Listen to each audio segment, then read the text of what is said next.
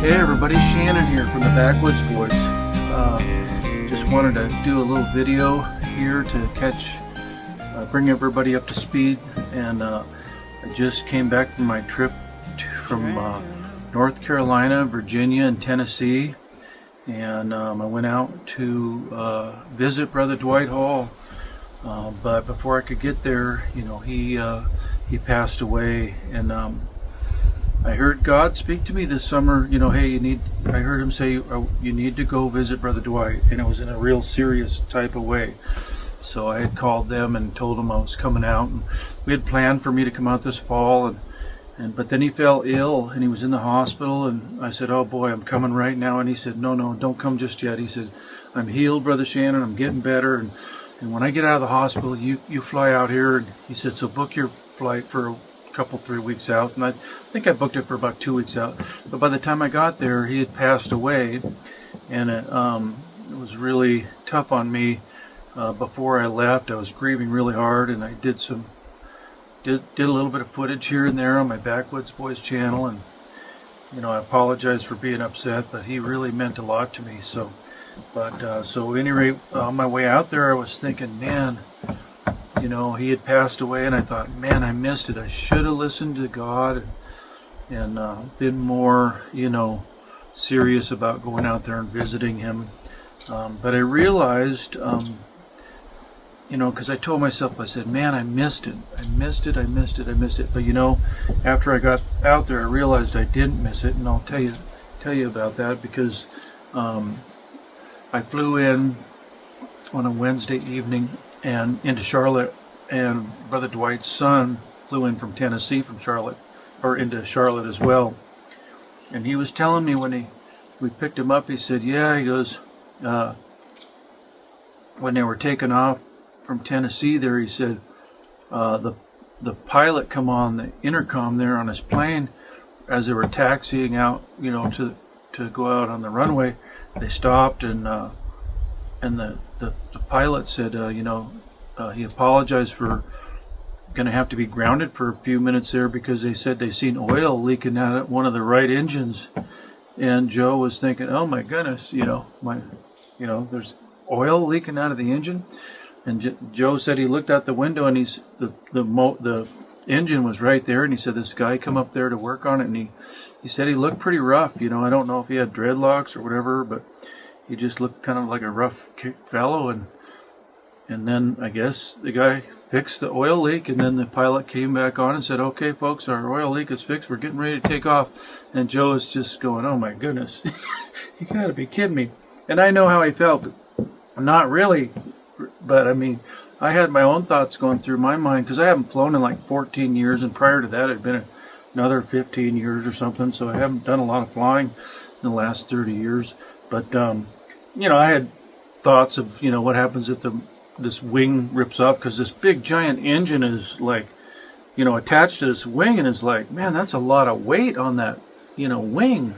Why wouldn't they just attach it to, the side of the aircraft, which they do on some of them, but this one had a big giant jet engine hanging off the wing, and, you just think, man, what if that thing rips off or something, and all the stress, because everything's, you're going through all that turbulence in those planes. I actually seen one of my planes, because I had 4 different planes that I went, 2 on the way out and 2 on the way back. One of the planes I could see the whole fuselage of the plane like twisted and stuff. But anyway, I couldn't imagine what Joe was experiencing after the pilot said, we're taking off now, the oil leak is fixed. But anyhow, what I wanted to say was Joe flew in. Then that night, Evelyn, his daughter, picked us up from the airport and took us back. And we stayed up till like 2 o'clock that morning talking about, they were telling all the stories about their childhood and so on and so forth, about Brother Dwight. And I just learned a lot of things. It was about Brother Dwight I didn't know, directly from the family. And it was all really, really interesting stuff. And I enjoyed, hearing all the stories and so on and so forth. But, and then the next day we had the funeral. And so by the time I had met the whole family and gone to the funeral, and I met the grandkids because people flew in from Florida, Tennessee. People drove in from Virginia and Tennessee as well, and Kentucky. There's one gentleman, Sean Callahan. He drove all the way from Fort Campbell, Kentucky, where I was in 101st Airborne Division. He said it was like 8 hours. So a lot of people came from everywhere, and I would never have been able to met all those people, the grandkids and the kids and everything, if I wouldn't have made it to the funeral. So I started to realize that I didn't miss it, and I was actually right on time.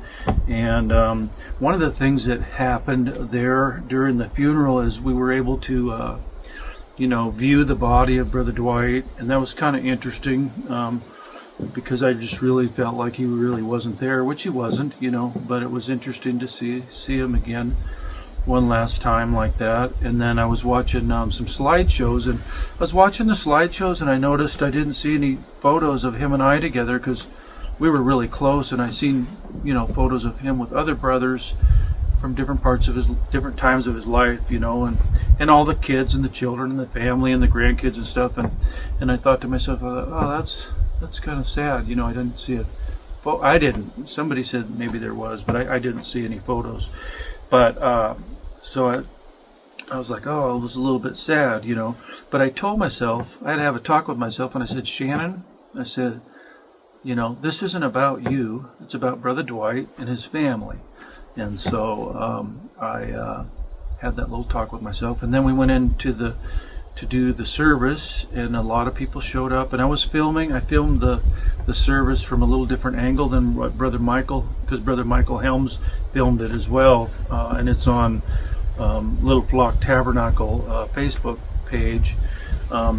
And so I was filming as well. And as I was watching the service, one of the things that happened was I thought his son did the service, held the service, and his other son got up, he got up and played the guitar and sang a song. And then Paul, his other son, which is a minister there in North Carolina, he did the funeral service. And I thought, he's going to talk about Brother Dwight and this and about Brother Dwight that. And really what had started to take place, and I didn't know what was going to happen, but he kind of started preaching a little bit, and I could hear people behind me saying, come on, amen, and I thought, oh boy. And then pretty soon I realized we were having a church service, and I hadn't been to a message service in quite a few years, since we had our camp meetings in western Montana, or tent revival meetings. And so it was a real pleasure to be able to sit there during Brother Dwight's funeral and also to take in a service at the same time. And I'm sure that's what Brother Dwight would have wanted, was for his son to preach the gospel. And he did mention Brother Dwight quite a bit and talk about the family and all that. So he did a really, really wonderful job. And while I was listening to the service, I was just sad, and I was thinking to myself, boy, I wish I could really get up there and say something. And I was really sad about it, kind of like when I was watching the slideshow. And I told myself, I said, Shannon, you need to just knock it off now. I said, this isn't about you. This is about Brother Dwight and his family. And that happened to me like 3 or 4 times throughout the service. And so Paul did a great job of holding the service. And then he got to the point where he was going to close the service. And he said, I'm closing now. And he says, but there's just one thing I got to do that I want to do before I close. He said, I want this gentleman right here that flew out from Montana to get up and say something about my daddy. And he said, I also want him to close the service in prayer. And I was not expecting that at all. He threw a curveball at me, and I was really floored, actually. And I didn't do the greatest job of getting up there and speaking. I had no idea this was going to happen. But, I just told everybody who I was and my relationship our relationship that Brother Dwight and I had. And I spoke about that and so on and so forth. And of course I was bawling most of the time. It's just kind of how I am. So that went really well. And then all the kids decided that they wanted me to have some of the ashes of Brother Dwight, and I could bring him back to Montana because I was like one of his other kids. So I had realized, I had just stepped in and walked into this new family that I'd never met before, like adopted brothers and sisters. And I'm really looking forward to going back out there because, I was able to go to a church service 2 days later after Brother Dwight's funeral on a Sunday, and it was his son's Paul's church service. And I'll tell you what, they hold these services in a little home, and Paul was playing the bass guitar when I walked in. They were singing songs, and Paul was playing the bass guitar, and his son was playing another just acoustical guitar. And a brother, like a 90-year-old man, was standing up there at the pulpit, and he had a really nice guitar, and he was leading songs. And then Paul's other son was in the kitchen looking through a big, giant, see-through opening there, and he was playing the piano. And then there's another sister, her name is Sunshine. What a name. And I can't remember her little boy's name. But the little boy was playing a guitar, and he was down there looking at his guitar, just picking away. I mean, he was picking like lots of notes, and he was just going to town. And then his mom was singing, and she likes to clap during service, and I started clapping because I used to play the tambourine during our church services, and I just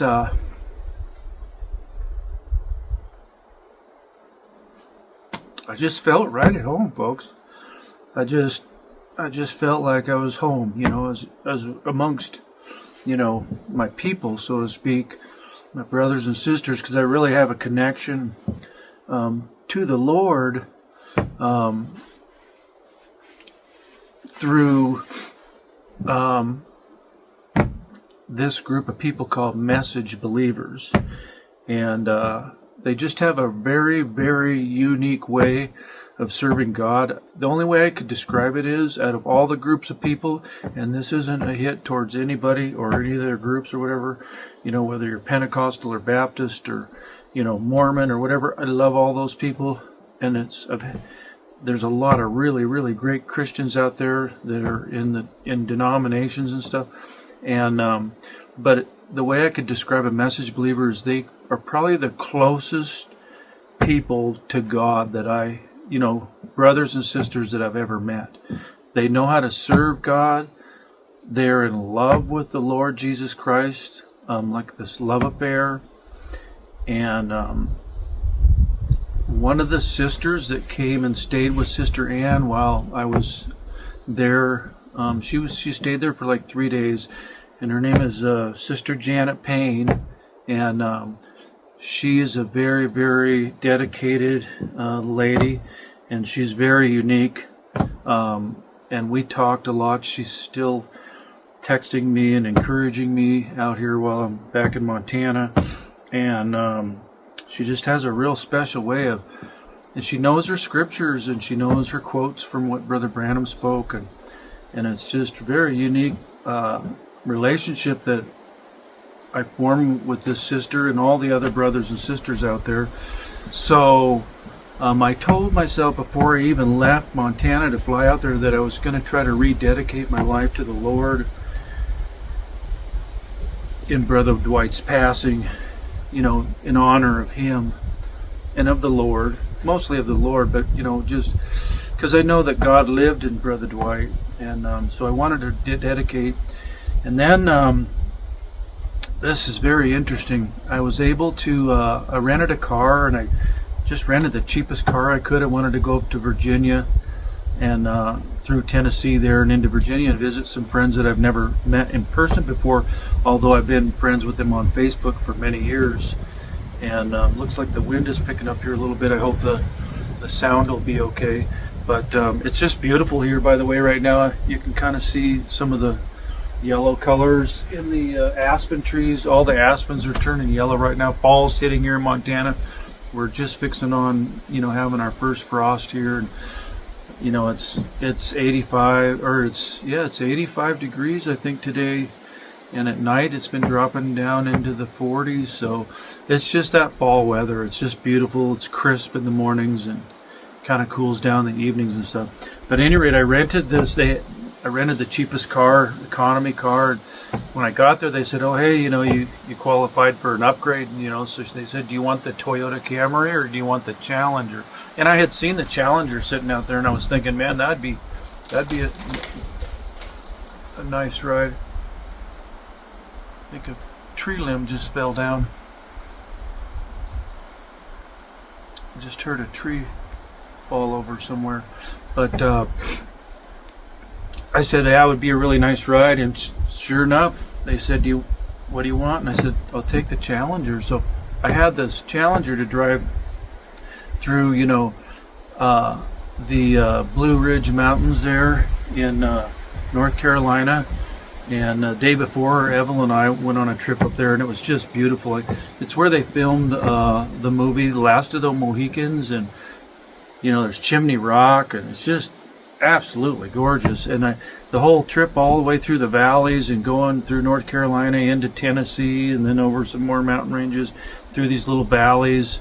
And I did some footage up there next to a little log cabin in a creek, and then I found another spot to do some footage with some cattle that came down into a creek and stuff. And then I went up into Virginia and visited Brother Johnny and Sister Ann Little. Spent the night there, spent a couple of days with them. I was able to go visit Brother Carter Lawson, and just had a really, really great time. And I was able to come back, safely. And the next day, I had to fly out, and I knew this, hurricane was coming in, and I figured, it was going to be raining and a little windy and stuff. But what I didn't realize was all the devastation that was fixing to come into that whole area, North Carolina, Tennessee, and Virginia. Those highways that I drove on, and some of those towns are gone. And I have some friends of mine. Brother Carter Lawson goes to a church there in Johnson City, Tennessee, and Sister Janet goes there, and her daughter's sister-in-law was the lady that was in charge of a hospital, and there was like 50-some people that were up on this roof that were in this hospital, so patients and everybody, and they tried to get boats in there, and it was just the water was just going too fast, and they couldn't get the people out on boats, so they had to bring in Black Hawk helicopters and airlift everybody out of there. But the thing is, there's scriptures, about waters coming up, and I wish I had them on hand here. I would share them with you, but there's scriptures about when the floods come up and the waters come up, need not to fear because God is with us. I wish I knew the scriptures offhand, but Sister Janet, shared them with me, and it's like, oh wow, that's amazing. But so a lot of these people that I'm friends with and their friends, they're all experiencing this devastation. And what actually happened is they got so much rain that there's a lot of lakes out there in that country, and they dam them up, and make big lakes and reservoirs, and the dams just couldn't hold it, and I think they were trying to let water out of some of them, but they just couldn't get it done quick enough, and some of those dams breached and blew, and boy, it just let a lot of water down through. And the valleys there aren't big, they're real small. Like in the bottom of these valleys might be half mile wide, and that's it. You're not really seeing, big giant valleys and stuff where that water could spread out. So it just ripped down through those little valleys and stuff and took the homes and everything else with them. And I know a lot of the highway that I drove on, I see pictures of just the road is washed out, the bridges are gone. And what's amazing, folks, is, God, I kind of felt like God told me after I made it back and I was witnessing all this stuff, I felt like He told me that He loved me so much to allow me to go there and have this beautiful, it was absolutely beautiful, folks. It was just so gorgeous to go in there and experience and see Brother Johnny and Sister Ann and Brother Carter visit with all the people, even the funeral. Like none of the, even in North Carolina, there's no power right now. Evelyn and Sister Ann and all the other people down there, they say they might not even have power for like 3 weeks, 2 or 3 weeks, or a week, or you just never know for sure. But it's just amazing that God allowed me to slip in there and go to Brother Dwight's funeral, visit with brothers and sisters, go to these church services, and slip out of there. And when I was flying out, the rain was coming in from that. So I was just leaving as the hurricane was coming in. And it's just amazing. But I'm here back in Montana, and I apologize for not posting a whole lot of stuff on my YouTube channel. I just haven't been around to post anything. But I'm getting ready, trying to get settled back in. I got a couple of things here to do at Queen of Sheba Hole in the Wall Ranch. Got a little water line I need to get a little better secured up on the hill here it's a spring water line, and it froze up last winter, and I know why it froze up. I'm going to fix that problem. So I want to get that fixed, and then I want to, get into my shop, start building, get the shop all set up to start building knives and doing wood carving. I bought a little, battery operated Milwaukee chainsaw so I could do wood carvings inside without having all the carbon dioxide fumes, and so I'm getting ready to get back to work, and just trying to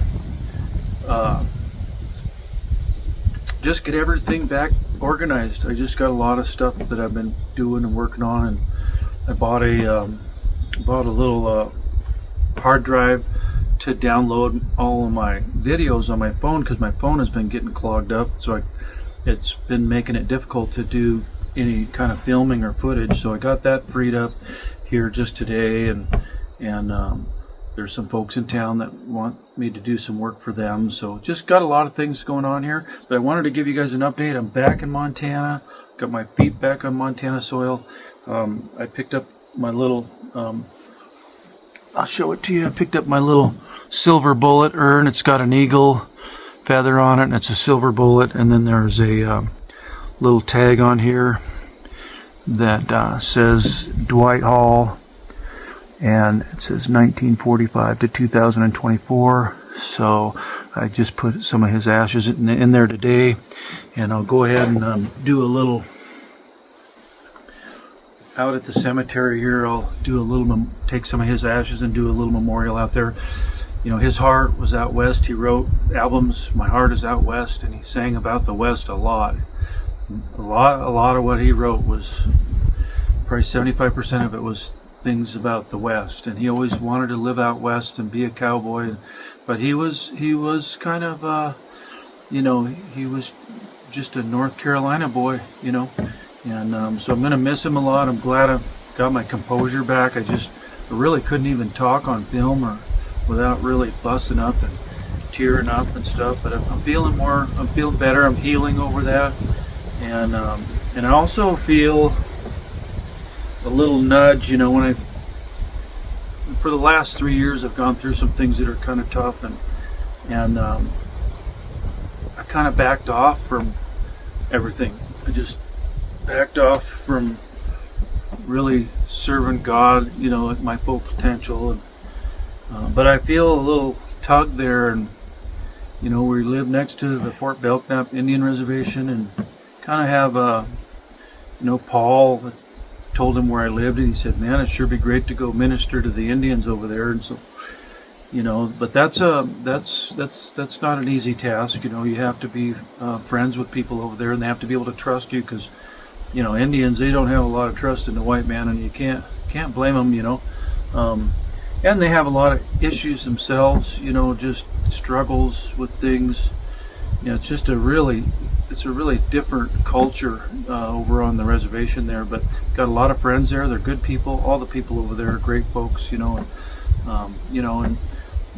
some of them might be struggling a little more, just like we do here, and I do, and everybody else has struggles too. So, but anyhow, I feel that little tug to maybe do a little more with my YouTube and stuff. And I've got some people on my YouTube channel that I looked it up when I got home. You know, there's a couple people that maybe aren't so happy with me or something. I'm not too sure. They said I was using profanity on the Backwoods channel, but I don't remember using any at all. The only thing I can remember was when I was leaving out of Bozeman, I just experienced some things over there that were really, really, really bad for Montana and for Bozeman. And I used the word bullpucky, but I used it in a little different terminology, and I guess I won't use it anymore because I guess it offends people. But you know, out here in Montana, we raise cattle, and you know, when you step in some bullpucky, you know, I mean, this is just what it is. It's bull crap, or even another word that's even a little harsher. But you know, I guess that offended some people, and so. But I'm just kind of more of a real person. I don't, you know.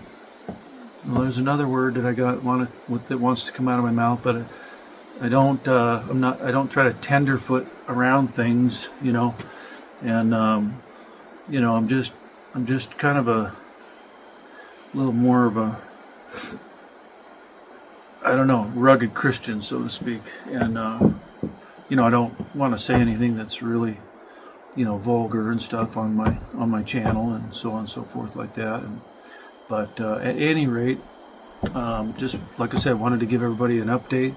And back here in Montana, and I'm ready to get after it. So stay tuned for what we got going on next. I think I'm going to maybe do some footage on some of the old foundations on my little place that I have here. It's a ghost town, actually. And so maybe we can do some of that and catch some of these nice fall colors. And hunting season will coming in. Maybe we'll do some footage. Maybe we'll go up and see if we can harvest a mule deer buck and get that all on film and stuff. And I know Johnny is working with Redbone Outfitting here, and he's from Roanoke, Virginia.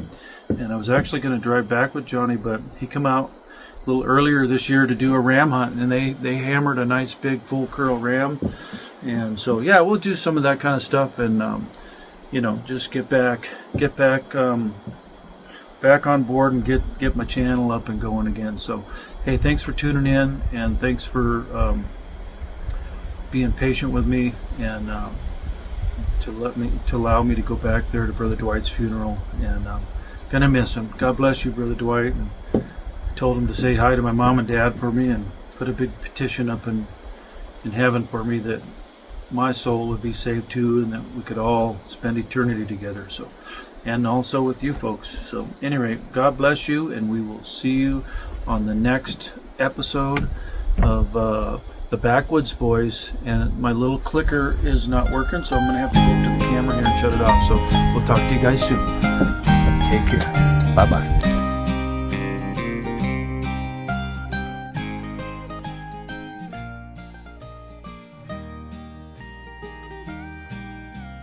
Shannon.